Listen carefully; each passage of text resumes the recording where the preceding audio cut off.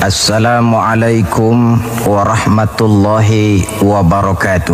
Waalaikumsalam warahmatullahi wabarakatuh. Saudara kaum muslimin rahimakumullah. Harta adalah amanat dan akan kita pertanggungjawabkan. Allah melebihkan rizki sebagian kita dari yang lain agar kita saling tolong menolong, bantu membantu. Nabi janjikan, siapa yang meringankan beban saudaranya muslim di dunia, Allah akan meringankan bebannya di akhirat nanti.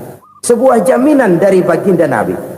Si orang yang kita bantu barangkali tidak bisa membalas, Allah yang akan membalas lewat jalan lain yang tidak pernah kita sangka-sangka.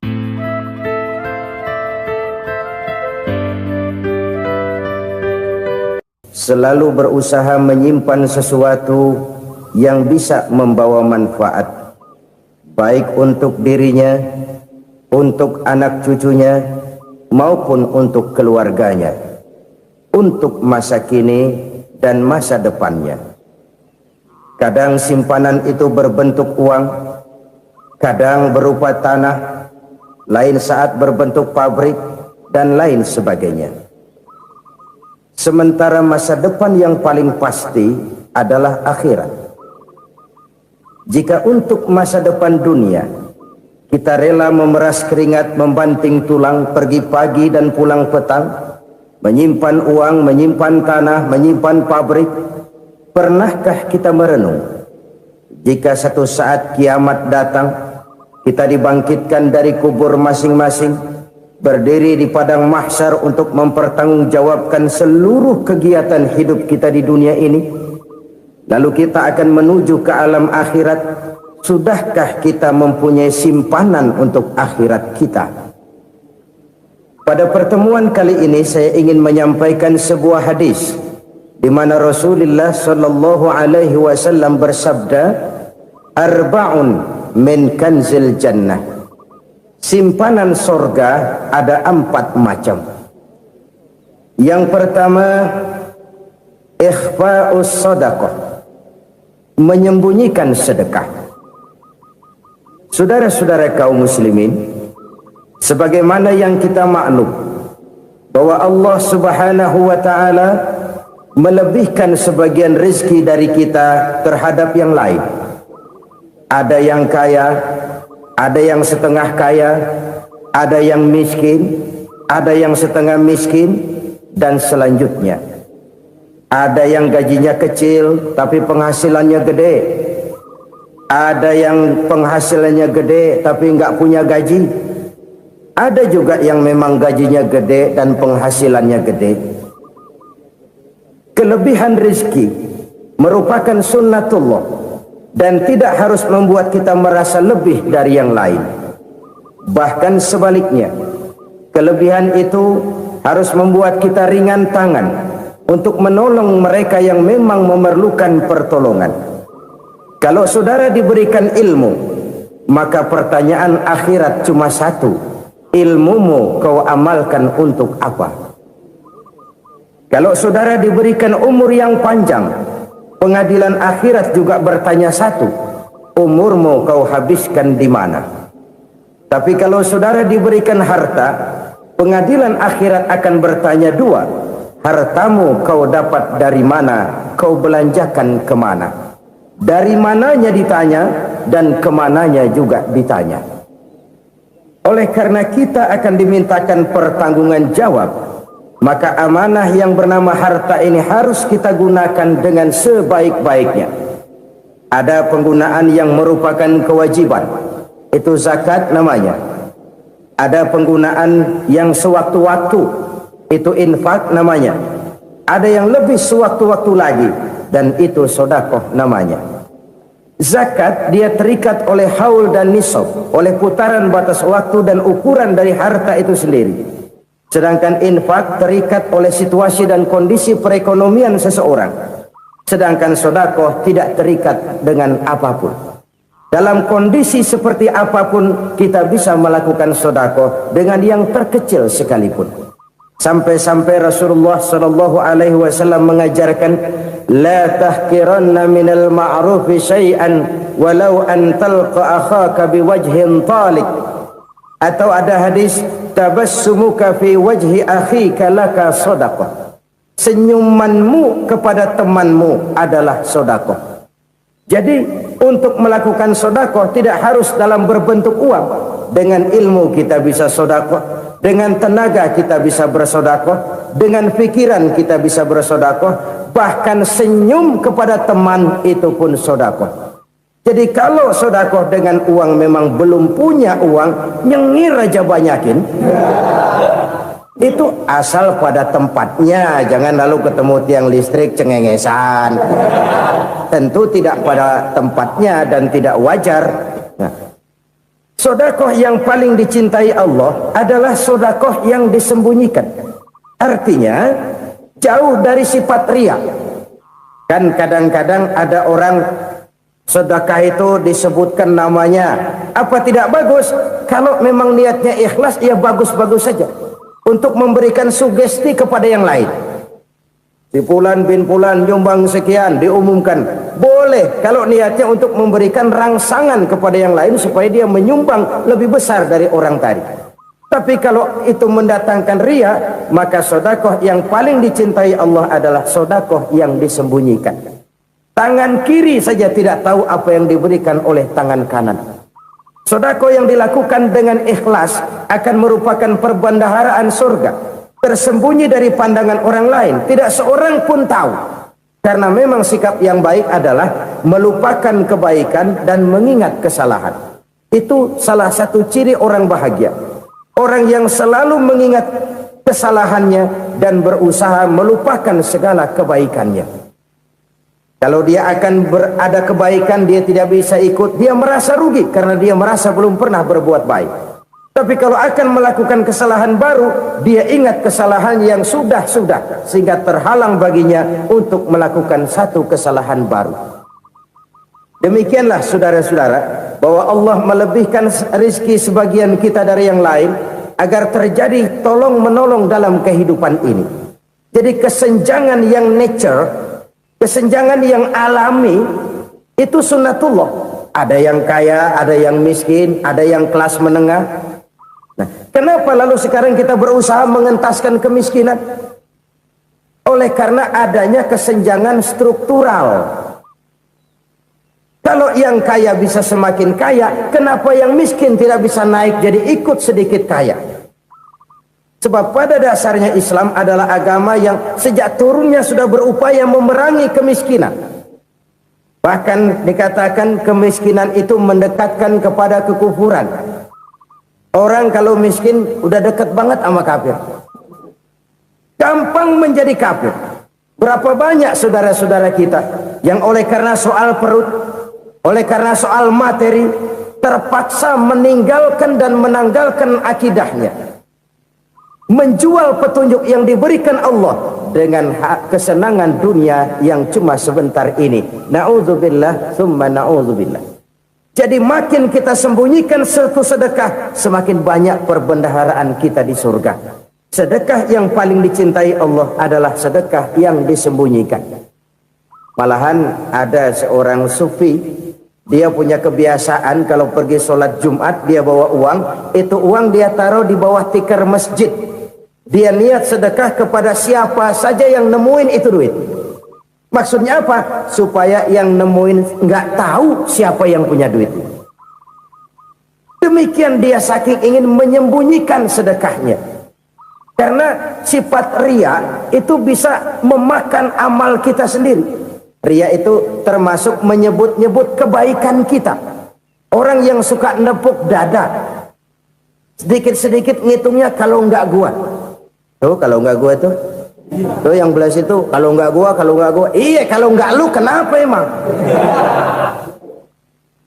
Orang yang suka menepuk jasad, tuh biasanya memang begitu saudara-saudara. Kalau perang lagi berkecamuk, orang nggak sempat ngaku jadi pahlawan.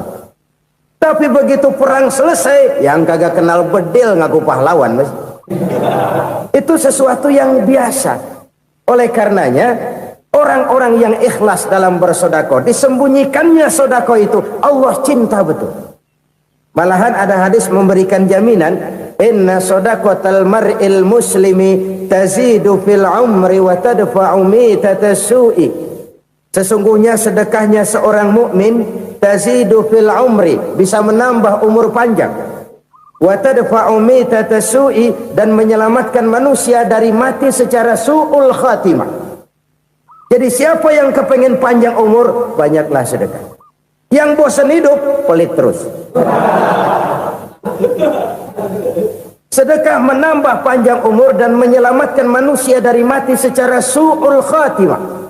Pak, katanya umur itu nggak bisa ditambah, nggak bisa dikurangin.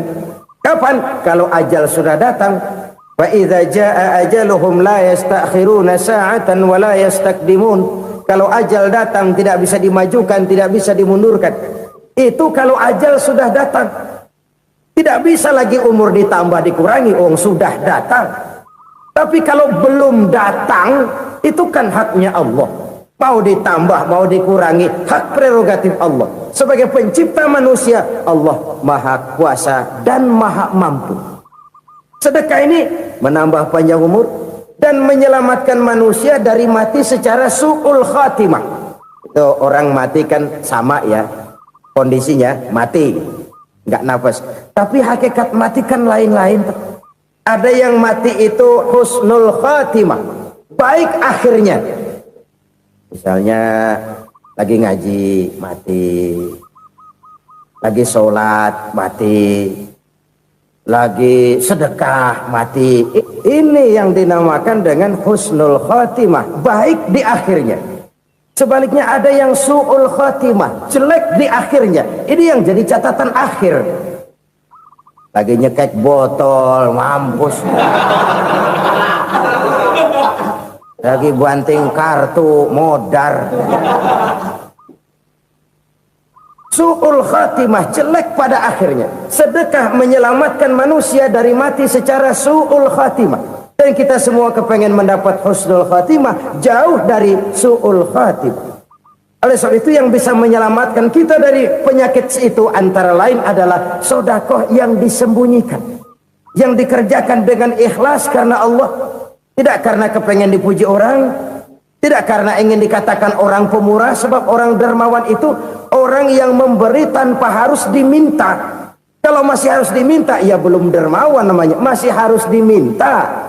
Kalau nggak diminta ya tulus, lolos, polos. Saudara-saudara kaum muslimin rahimakumullah. Harta adalah amanat dan akan kita pertanggungjawabkan. Allah melebihkan rizki sebagian kita dari yang lain agar kita saling tolong menolong, bantu membantu.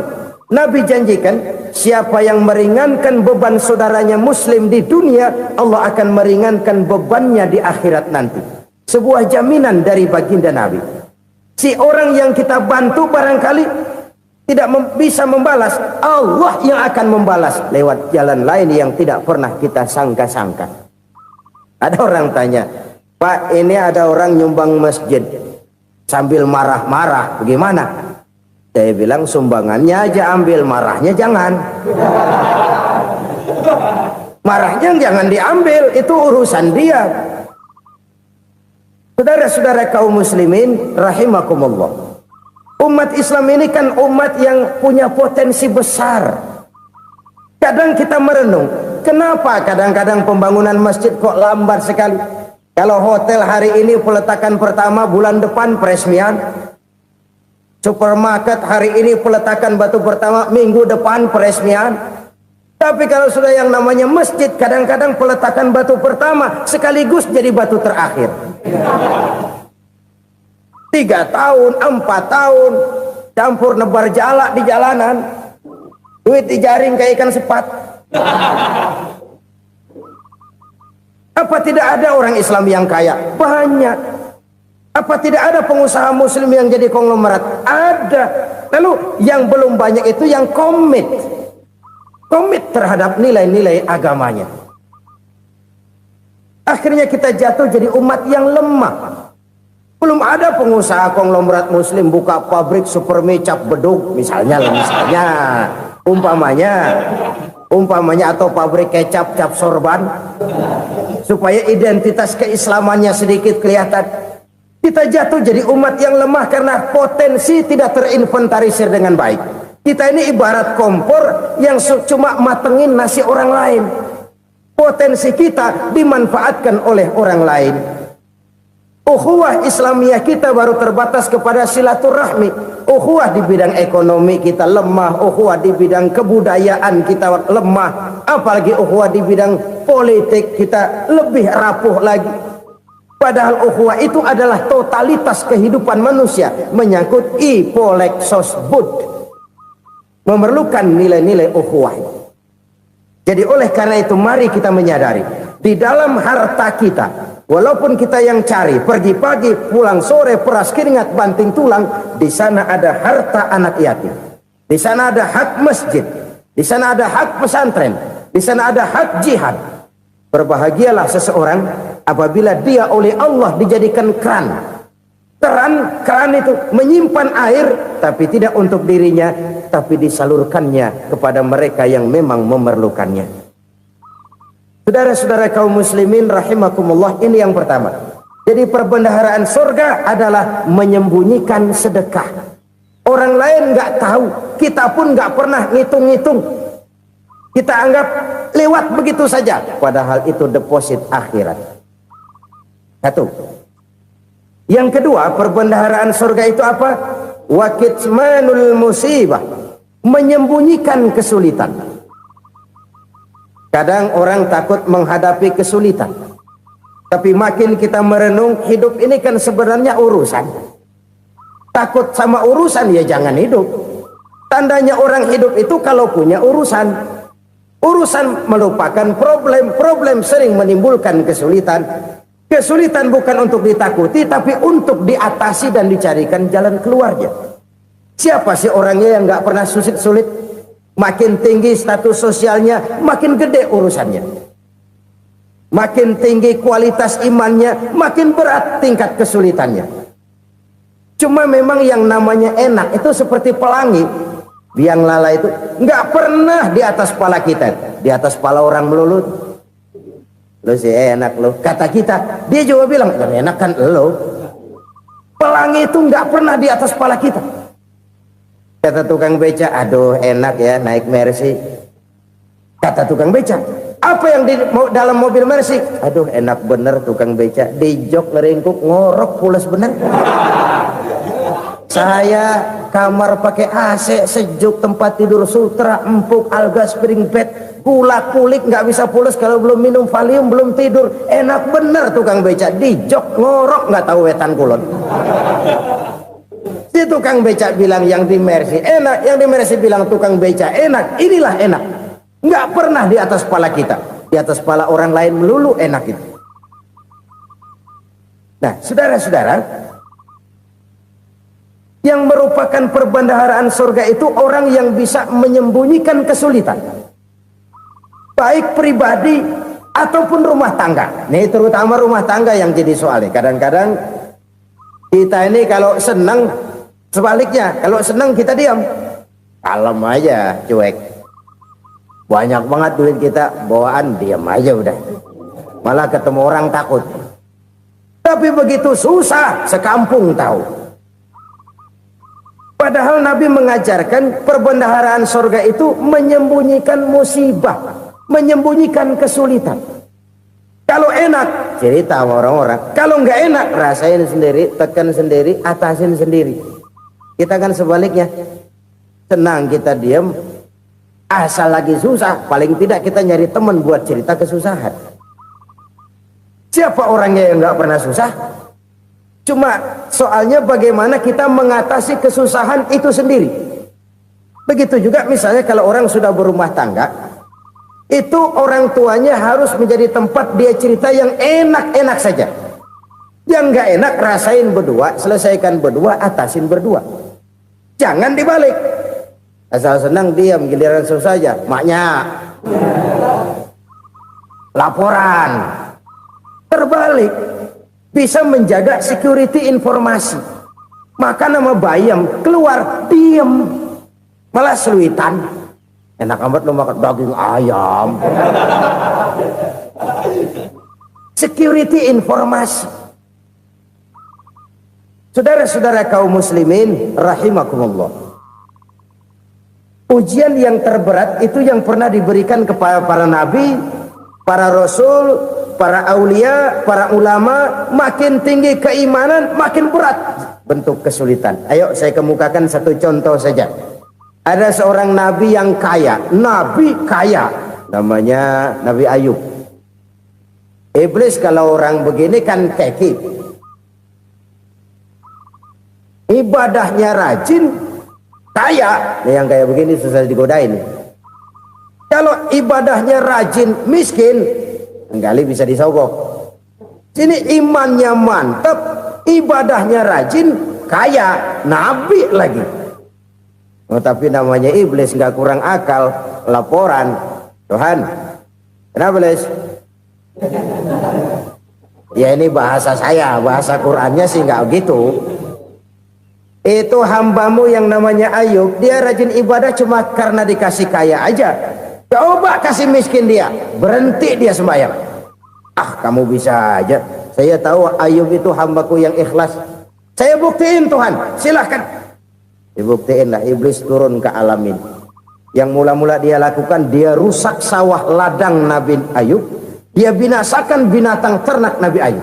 Sehingga dalam waktu singkat, jatuhlah Nabi Ayub dari orang paling kaya jadi orang paling miskin. Beliau masih ibadah di mihrab dalam masjid. Datang iblis. Saudara Ayub, ya, lagi ngapain? Ibadah. Nyembah Allah, nyembah Allah. Oh, percuma. Kenapa? Tuhan yang ente sembah nih, dia udah bikin miskin ente. Sawah ladang ente hancur lebur, binatang ternak binasa. Sekarang ente jadi orang paling miskin. Ngapain nyembah Tuhan kayak begitu? Tekor. Udah berhenti dah ibadah, berhenti ibadah. Ini iblis sama Tuhan laporannya lain, yang dikerjakan kepada Nabi Ayub juga lain. Benar begitu iblis kata Nabi Ayub? Iya. Sawah ladang saya habis, buras. Binatang ternak saya binasa, binasa. Saya miskin, bangpak. Apa jawab Nabi Ayub? Bukan innalillahi, ini hebat. Alhamdulillahillazi a'tani wa akhza minni. Segala puji bagi Allah yang telah memberikan harta kepada saya dan sekarang mengambilnya lagi. Alhamdulillah. Allah yang ngasih, Allah yang ambil. Itu mah urusan Allah. Iblis cuman ibadah jalan terus, sujud lagi Nabi Ayub. Iblis seleher gondok banget. Dasar Nabi nggak mempan dia apa-apain. Miskin malah alhamdulillah. Allah yang ngasih, Allah yang ambil. Jadi kalau kita tidak komit, kita tidak terikat kepada kaya, miskin, senang, susah, apa yang bisa bikin kita susah? Jadikan kekayaan, kemiskinan, jadikan senang, susah sebagai anak buah yang bisa kita atur. Jangan kekayaan ngatur kita, jangan kemiskinan ngatur kita. Kita yang harus mengatur mereka. Senang, susah, kaya, miskin, bahagia, sengsara, jadikan itu anak buah yang bisa kita atur. Kalau sekarang kita kaya, lain saat boleh jadi kita miskin, semiskin-miskinnya. Allah yang ngasih, Allah yang ngambil. Tenaga mana yang bisa menghalangi? Ibadah jalan terus. Iblis makin gondok. Dasar Nabi loh. Akhirnya apa? Nabi Ayub dikerjain, diberikan penyakit. Demikian fatal penyakitnya. Bayangin, udah miskin sakit. Masya Allah. Miskin sakit. Sakitnya nggak lama, kira-kira 16 tahun. Istrinya 3, 2 mental minta ceraiin. Ngerawatin laki bengek begini. Senang belum tentu, susah udah pasti nih. Cerai aja, cerai dah. Cerai. Tinggal satu Siti Rahmah yang setia menemani beliau. Sesetia-setianya hati perempuan. Satu saat Siti Rahmah bilang, "Bang, iya, abang kan Nabi bang. Lalu namanya Nabi kan doanya jarang meleset bang. Maksud kamu minta kenapa sih sama Tuhan biar abang sembuh? Baik dah bang. Itu Rahmah. Iya. Saya sakit berapa tahun sih dah? 16 tahun bang. Sebelum ini saya sehat berapa tahun? Ya kira-kira 60 tahun bang. Nah coba ente banding-bandingin Rahmah. Saya dikasih sehat 60 tahun, dikasih sakit 16 tahun. Sudah nggak sabar mau doa kepada Allah minta sembuh. Saya malu kepada Allah. Diuji dengan yang luar biasa seperti ini, tidak mengganggu stabilitas kehambaannya. Dia tetap menghamba kepada Allah Subhanahu wa ta'ala. Saudara-saudara kaum muslimin rahimakumullah, kunci menghadapi kesulitan itu apa? Allah jelaskan dalam satu ayat, wa basyiris sabirin alladzina iza asabathum musibah qalu inna lillahi wa inna ilaihi raji'un. Gembirakan orang-orang yang sabar. Siapa mereka itu? Yang apabila mendapat musibah mereka kembali kepada keyakinan dasar, segalanya dari Allah dan segalanya akan kembali kepada Allah. Ini konsepsi dasar dari sikap muslim dalam menghadapi berbagai kesulitan. Segalanya dari Allah, segalanya akan kembali kepada Allah. Kalau ini sudah kondisi dasarnya, maka kita akan lapang menghadapi kenyataan bagaimanapun pahitnya. Apakah itu namanya miskin, apakah itu namanya sakit, bahkan maut sekalipun. Segalanya dari Allah, segalanya akan kembali kepada Allah. Ini sikap hidup, bukan sekedar ucapan. Kita kadang-kadang menjadikannya sebagai ucapan. Mulutnya sehingga berhenti, innalillahi wa inna ilaihi raji'un, tapi nangisnya terus gerung-gerungan. Bukan itu, ini kesadaran moral. Kalau segalanya dari Allah, segalanya kembali kepada Allah, kan sebenarnya cuma nunggu giliran. Hari ini saya nyembayangin dia, entah hari apa saya disembayangin orang. Hari ini saya antar dia ke kubur, entah hari apa orang nganterin saya ke kubur. Hari ini saya tahlilkan dia, entah nanti kapan orang tahlilkan saya. Segalanya dari Allah, segalanya akan kembali juga kepada Allah. Oleh sebab itu saudara-saudara, kesulitan bukan untuk ditakuti. Kesulitan justru untuk diatasi, dicarikan jalan keluarnya. Dan tidak ada orang yang tidak pernah mendapat kesulitan. Tidak ada. Semakin tinggi status sosial, semakin tinggi kualitas keimanan, semakin besar juga tingkat kesulitan. Hanya saja bagaimana cara kita mengatasinya. Dan Al-Quran menyatakan, inna ma'al usri yusra. Di balik kesulitan itu pasti ada kemudahan. Roda itu berputar. Karena itu Rasulullah sallallahu alaihi wasallam mengingatkan kepada kita, ta'arraf ilallahi firraha ya'rifka fisyiddah. Ingatlah kepada Allah di waktu kamu senang, supaya Allah ingat kepada kamu di waktu kamu susah. Kalau waktu senang kita ingat kepada Allah, kita susah, Allah tidak akan meninggalkan kita. Tapi kalau waktu senang kita jauh dari Allah, sujud tidak sempat, dengan masjid jauh, ketika senang kita lupakan Allah. Nanti begitu kita susah, Allah lupakan kita, dan itu menyakitkan. Oleh karena itu orang-orang tua kita dulu bilang, kalau lagi sehat ingat-ingat lu bakal sakit nanti. Kalau lagi kaya ingat-ingat satu saat kita bakal jatuh miskin. Bahkan kalau lagi muda ingat-ingat kita bakal tua. Dan yang terpenting, kalau lagi hidup ingat-ingat kita bakal mati. Saudara-saudara kaum muslimin rahimakumullah. Jadi yang kedua yang merupakan perbendaharaan surga, menyembunyikan musibah. Saudara-saudara kaum muslimin rahimakumullah. Hal ketiga yang merupakan perbendaharaan surga adalah wasilatur rahmi.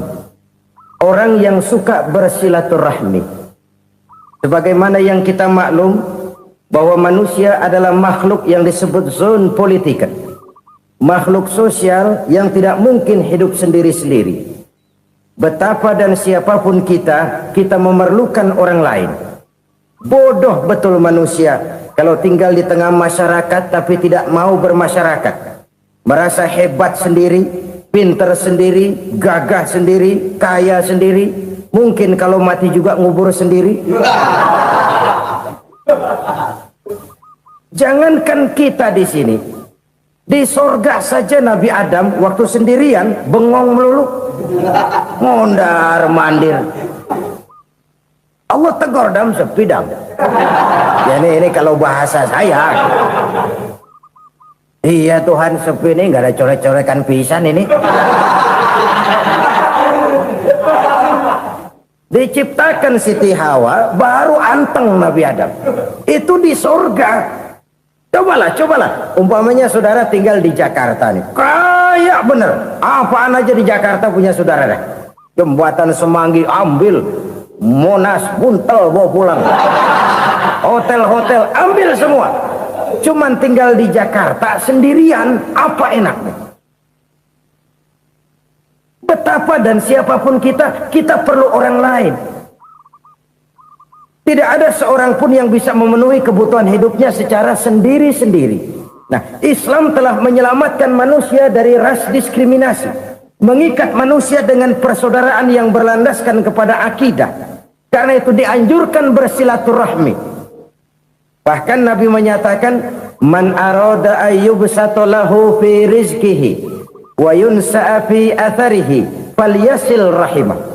Siapa yang kepengen diluaskan rezekinya dan dipanjangkan usianya, banyaklah ia bersilaturahmi.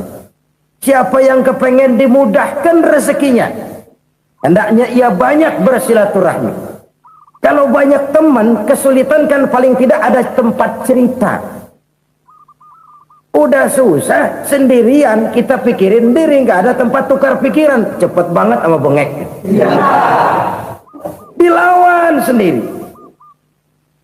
Nah, secara makro kita bisa berkata, tidak mungkin ada kemenangan kalau tidak ada kekuatan. Tidak ada kekuatan kalau tidak ada kesatuan dan persatuan. Tidak mungkin ada kesatuan dan persatuan tanpa semangat silaturahmi. Kalau umat Islam mau menang, dia harus kuat.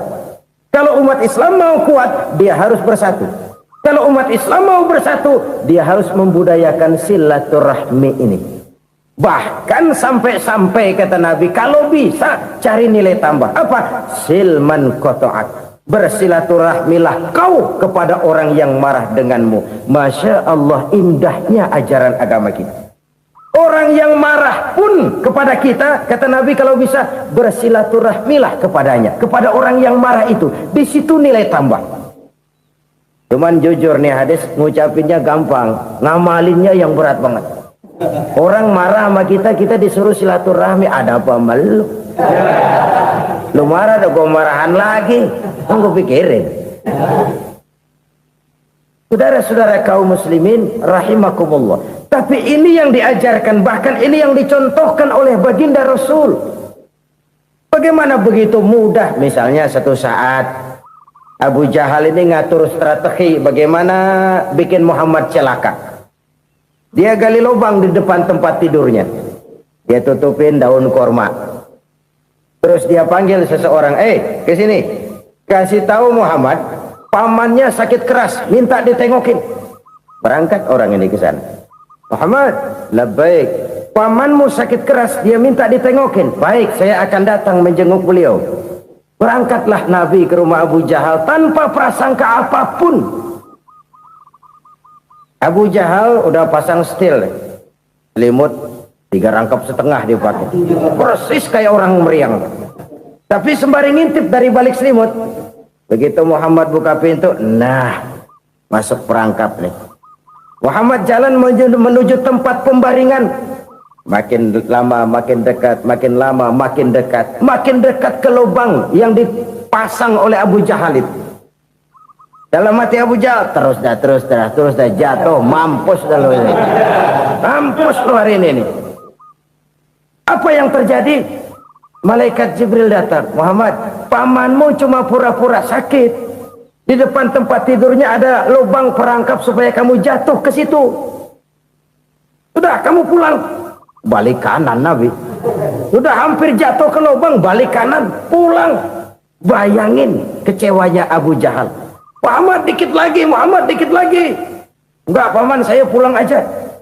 Emosi bangun dari tempat tidur, enggak sadar kalau lagi pura-pura sakit. Lompat ngejar Nabi, dia lupa dengan lubang yang dia gali. Usrak, nyemplung sendiri ke dalam lubang.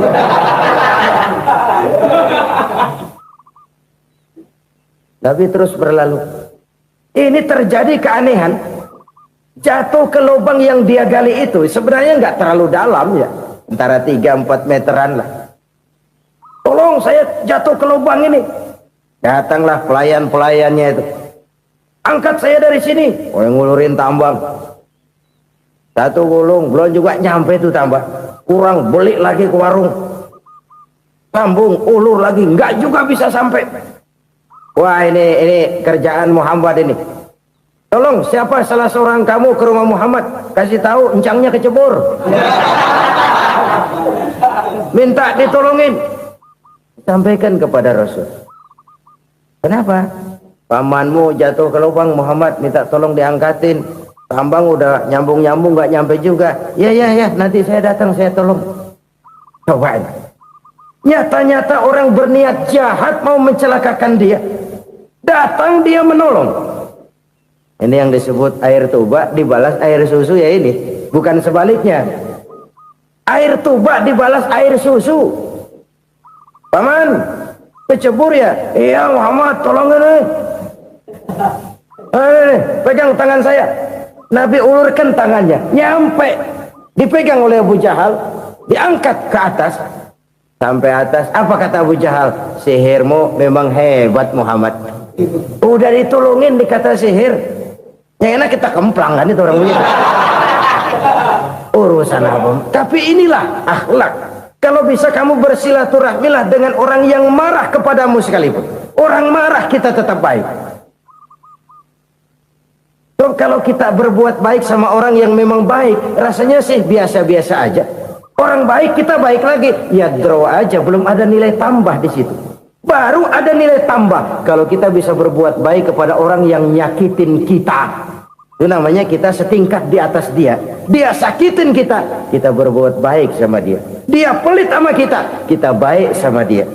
Dia marahin kita, kita deketin dia. Di situ kita punya nilai tambah. Jadi siapa yang ingin diluaskan rezekinya kata Nabi dan dipanjangkan umurnya, hendaklah ia banyak-banyak bersilaturahmi. Sederhana sebenarnya silaturahmi. Tapi silaturahmi membangkitkan semangat kesatuan dan persatuan. Kesatuan dan persatuan melahirkan kekuatan. Dalam matematika, 1 ditambah 1 pasti 2. Tapi di tengah masyarakat, 1 orang takut ditambah 1 orang takut, hasilnya jadi 2 orang setengah berani. Kenapa setengah berani? Karena udah berdua. Tadi pan takut sendirian. Kalau dia kumpul turu-turu takut lah jadi berani. Kita yang lemah, kita yang tidak berdaya, kita yang miskin, kalau mau kompak bersatu, apa yang nggak bisa kita kerjain? Apalagi tinggal di kota besar, pilihan cuma 2, bertahan atau minggir. Bertahan atau minggir. Untuk bisa bertahan harus mampu bersaing. Untuk mampu bersaing harus punya keahlian. Keahlian harus ditunjang dengan pendidikan. Ditambah oleh kekompakan sebagai umat. Udah miskin mencar mulu, orang injek kita. Orang nggak pandang urusan apa malu. Oleh karena itu silaturahmi pada hakikatnya merupakan ruh dari ukhuwah yang diajarkan oleh agama kita. Bagaimana Islam menyelamatkan masyarakat manusia dari ras diskriminasi, mengikat manusia, dan tidak ada persaudaraan yang lebih indah selain persaudaraan yang diikat dengan nilai-nilai akidah. Sepanjang orang di jalan Allah, itulah saudara kita. Keluar dia dari jalan Allah, selesailah persaudaraan sampai di situ. Karena itu, kalau ingin menyimpan sesuatu di surga, banyaklah bersilaturahmi. Datang ke rumah ini, datang ke rumah itu, dan lain sebagainya. Itu simpanan kita di akhirat nanti. Ini yang ketiga. Saudara-saudara, yang keempat, perbendaharaan surga itu apa? Wa qawlu la hawla wa la quwwata illa billah. Ucapan la haula wa la quwwata illa billah. Ibadah kan ada yang berat, modalnya besar. Bangun masjid berat, modalnya besar. Bangun rumah sakit berat, modalnya besar. Ada ibadah yang berat tapi modalnya ringan. Misalnya puasa. Puasa itu berat, mengendalikan nafsu. Kalau sekedar nggak makan nggak minum sih enteng. Mengendalikan nafsu itu jihad terbesar. Tapi kan modalnya ringan, cuma niat saja. Ini ibadah berat, modalnya ringan. Ada ibadah yang ringan, modalnya juga enteng. Seperti termasuk ucapan la haula wala quwata illa billah. Tanpa sadar, la haula wala quwata illa billah. Nyelengin tuh di surga. Nyelengin, kita nggak terasa. Nyelengin simpenan akhirat. La haula wala quwata illa billah. Nyimpan lagi. Kaget, la haula wala quwata illa billah. Nyimpan lagi. Banyak simpenan. Walaupun sebenarnya yang dimaksud di sini adalah kesadaran batin bahwa tidak ada daya dan kekuatan kecuali Allah. Itu intinya. Kita memulai pekerjaan disunahkan baca bismillah, kan begitu? Apa itu? Kesadaran moral bahwa ini saya bisa kerjakan. Saya kerjakan ini dengan menyebut nama Allah. Kenapa? Kalau Allah tidak memberikan daya dan kekuatan, mana mampu saya kerjakan ini. Maka saya kerjakan ini dengan menyebut nama Allah. Bismillah. Kesadaran moral. Manusia hanya wajib berusaha, tapi nggak pernah wajib berhasil. Banyak hal-hal yang kalau kita renungkan secara rasio nggak mungkin, tapi jadi kenyataan. La haula wala quwata illa billah. Tidak ada daya dan kekuatan kecuali bagi Allah semata-mata. Kesadaran moral akan kelemahan dan keterbatasan makhluk bernama manusia. Kadang kita kagum dengan otak, tapi kita sering lupa sama yang bikin otak. Padahal bagaimanapun hebatnya otak, yang bikin otak pasti lebih hebat dari otak. Nggak percaya, silahkan otak-otakan. Inilah kecenderungan. Kita kagum dengan pesawat-pesawat mutakhir, bukan main, besi gede banget terbang itu. Alangkah hebatnya. Lalu apa yang bikin otak tidak lebih hebat dari itu semua? Kita puji laut. Apa yang bikin laut tidak lebih hebat dari laut itu? La haula wala quwata illa billah. Tidak ada daya dan kekuatan kecuali Allah. Apa yang bisa kita lakukan kalau tidak karena daya dan kemampuan yang diberikan oleh Allah kepada kita? Lahirlah sikap tawadu, rendah hati, tidak melonjak menjadi angkuh dan sombong, sadar akan kelemahan dan keterbatasan diri sebagai makhluk yang diciptakan oleh Allah Subhanahu wa taala. Jadi satu sisi ini ucapan yang berpahala, la haula, jadi wiridan.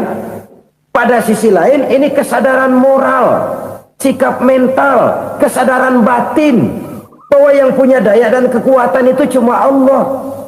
Kita nggak pantas untuk sombong, sebab sombong itu pakaiannya Allah. Kita nggak sedang pakai pakaian Allah, kegedean. Dan makin kita renungi, makin terbentur. Apa sih yang bisa kita sombongin? Kita mau sombong apa? Kaya, pintar, itu kan semua relatif. Di atas langit masih ada langit lagi. Jadi oleh karenanya, marilah kita menyadari, manusia hanya wajib berusaha, tapi tidak pernah wajib berhasil. Yang berusaha saja tidak wajib berhasil, apalagi yang tidak berusaha. Islam bukan agama orang pemalas yang selesai sholat lalu enggelohom, enggelenggem ayem-ayem. Tapi Islam bukan agama orang sombong yang setelah berusaha lalu tidak memerlukan Allah. Kita bisa saja bikin proyeksi, tahun sekian kita bakal panen besar menurut perhitungan otak. Tapi ada kejadian lain. Apa? Tikus ngambek. Habis itu dimakanin tikus, panen gagal. Proyeksi rasional gagal oleh tikus-tikus yang ngambek itu. Bisa saja terjadi. Tahun depan kita panen besar, urung. Kenapa? Musim panas panjang. Dan sekarang ini koran-koran bikin berita musim mengalami penyelewengan. Bukan cuma manusia yang nyeleweng sekarang. Musim pakai nyeleweng. Mestinya kan musim hujan udah selesai, masih hujan-hujan juga. Musim. Nah sekarang kita boleh bikin proyeksi, kita bakal panen besar. Tahu-tahu musim panas panjang, sawah retak, air kering. Cari teknokrat yang paling botak, suruh pendekin tuh musim panas. La haula wala quwata illa billah. Ini Inilah kesadaran moral. Saudara, saya teringat satu saat ada seorang konglomerat. Umurnya ya kira-kira 70-an. Satu saat dia ditanya oleh wartawan, "Pak, umur Bapak berapa sih?" "Ya paling 10 tahun." 10 tahun? 10 tahun? Anak Bapak berapa orang? Satu saja? Satu. Harta Bapak berapa? Ya paling-paling bangsa 7 juta kali. 7 juta? Iya. Pak, kenapa Bapak bohongi saya? Bapak punya buku biografi, koran-koran, majalah-majalah banyak memuat cerita riwayat hidup Bapak. Saya tahu umur Bapak 70. Kenapa bilang cuma 7 tahun? Saya tahu anak Bapak 8. Kenapa cuma bilang 1? Saya tahu harta Bapak miliaran, mungkin triliunan, pabrik di mana-mana, bank di mana-mana. Kenapa bilang uang Bapak cuma 7 juta? Nah, kata si konglomerat tadi, "Kamu benar, Nak, kamu benar. Umur saya kalau jumlahnya memang 70, Nak. Cuman ingat-ingat saya, baru 7 tahun terakhir ini saya sujud. Baru 7 tahun terakhir ini saya berusaha dekat dengan Allah. Saya laksanakan perintahnya, saya jauhi larangannya. 7 tahun inilah rasanya yang ada nilainya di hadapan Allah. Yang 63 tahun matong, kelabu, kelem umur gue. Habis untuk maksiat, untuk munkarat. Maka ketika ditanya tadi, umur saya 7 tahun itu. Oh begitu Pak. Oh iya. Lalu anak Pak, anak Bapak kan 8. Kenapa bilang cuma 1? Nah, kalau jumlah hitungannya memang anak saya 8. Tapi dari 8 orang ini rasanya cuma 1 nih yang bakal jadi buah hati, belahan jantung, pelanjut cerita, penerus sejarah, bakal jadi anak soleh yang akan mendoakan saya. Cuma 1 rasanya anak saya ini yang bakal jadi buah hati saya, besar-besaran saya, yang akan mendoakan di kubur saya, yang akan mendoakan di akhirat saya. Yang 7 orang mana? Masya Allah, yang atu tenggeng, yang atu nyekek botol ngolo, yang atu nggak karu-karuan. Makanya saya bilang 1 anak saya yang akan bisa mendoakan saya. Oh begitu Pak. Iya. Nah, harta Pak, harta Bapak kan triliunan, pabrik Bapak di mana-mana, uang Bapak hampir di tiap bank-bank besar. Kenapa bilang cuma 7 juta? Betul kau Nak. Harta saya kalau jumlahnya memang miliaran, triliunan mungkin. Tapi yang saya ingat baru 7 juta tuh yang saya belanjakan di jalan Allah. Saya nyumbang masjid, saya santuni yatim piatu, saya bantu pembangunan pesantren, saya bantu pembangunan rumah sakit Islam. Itu yang akan saya bawa pulang ke akhirat, yang 7 juta itu. Yang triliunan itu nanti akan diperebutkan oleh anak-anak saya sebagai waris saya. Jadi harta saya 7 juta itu yang bakal nemenin saya di akhirat, yang akan saya bawa pulang jadi teman saya. Saudara-saudara kaum muslimin, jangan-jangan orang tua itu adalah kita-kita ini. Jangan-jangan kita-kita ini adalah orang tua itu. Jangan-jangan itu potret dari diri kita masing-masing. Dari sekian umur yang diberikan Allah, berapa tahun yang ada nilainya di hadapan Allah? Dari sekian anak-anak yang merupakan amanah, berapa yang akan mendoakan kita sebagai orang tuanya menjadi anak soleh? Dari sekian banyak harta yang diberikan Allah, berapa yang akan kita bawa pulang menghadapnya nanti, yang kita belanjakan di jalan Allah? Ini sebuah potret kehidupan. Karena itu kita kembali kepada la haula wa la quwwata illa billah. Kita wajib berusaha, kita wajib berikhtiar. Selebihnya segala daya dan kekuatan hanya milik Allah saja semata-mata. Satu kesadaran batin dari setiap pribadi muslim. Setelah ia berusaha dan berikhtiar, ia menyerahkannya kepada Allah Subhanahu wa ta'ala. Jadi satu sisi ini merupakan wiridan ucapan yang mengandung pahala, pada sisi lain ini merupakan sikap batin dari seorang muslim di dalam ia menghadapi realitas kehidupan ini. Saudara-saudara kaum muslimin rahimakumullah, kalau ini kita jadikan satu basis kehidupan, maka ini akan menyelamatkan manusia dari kemungkinan tergelincir menjadi orang yang lupa diri dan lupa darat. Sebab itu Imamul Ghazali berpesan, jadidis safinah fa innal bahra amiq. wa khuziz zad fa inna safara ba'id wa khaffifil hamla fa innal hamla sadid. Perbarui selalu kapalmu karena lautan sangat dalam. Bawa bekal yang banyak karena perjalanan ini sangat jauh. Ringankan beban karena kebanyakan beban akan menyakitkan. Alangkah indah kalimat ini, alangkah dalam makna yang terkandung di sana. Perbarui selalu kapalmu karena lautan sangat dalam. Apa artinya ini? Jaga mentalmu baik-baik. Pelihara imanmu baik-baik karena hidup penuh cobaan seperti lautan. Kita kalau berlayar di lautan kan kadang-kadang tenang, angin bertiup sepoi-sepoi basah. Jika malam datang bintang gemintang bertabur menghias cakrawala, rembulan memantulkan sinarnya dengan indah. Dalam keadaan begitu berlayar enak, tapi lain saat ombak menggunung, halilintar menyambar, angin topan bertiup. Berapa banyak sudah saudara-saudara kita yang tenggelam di lautan dunia tanpa sadar bahwa dia belum sampai kepada pantai yang akan dituju. Berapa banyak sudah saudara-saudara kita yang tenggelam di lautan dunia ini tanpa sempat bangkit lagi. Dia menyangka sudah sampai kepada tujuannya. Hati-hati kapal jangan sampai bocor karena lautan sangat dalam. Iman ini jaga baik-baik karena hidup penuh dengan ujian. Wa khuziz zad fa inna safara ba'id. Bawa bekal yang banyak karena perjalanan sangat jauh. Saudara mau ke Bandung, bawa duit. Saudara mau ke Surabaya, banyakan lagi duitnya. Saudara mau ke Mekah, gepokan, iketan tuh duit nggak lembaran lagi. Makin jauh perjalanan, makin banyak bekal yang harus kita bawa. Kalau saudara dari Jakarta mau ke Surabaya, kagak bawa duit berangkat juga, itu sih bukan berani namanya, nekat. Sampai Surabaya belum tentu, sengsara di jalan udah pasti. Kenapa? Nggak bawa bekal berangkat. Sama juga kita nih, misalnya belum sempat sembahyang, mati. Waduh, berani banget orang. Belum punya bekal, mati. Sengsara di jalan. Atau bekal tidak cukup. Dari Jakarta saudara mau ke Surabaya, bawa duit 500 perak.